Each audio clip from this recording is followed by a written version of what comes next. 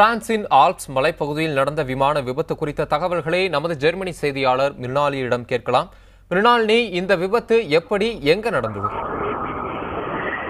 இன்னைக்கு காலையில ஜெர்மன் விங்ஸோட flight Germanwings is subsidiary of Lufthansa.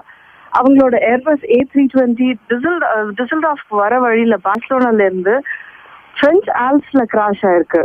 9:40க்கு மேல இங்க local time, German local time 9:40 AM crash நடந்திருக்கு அப்படின்னு சொல்றாங்க.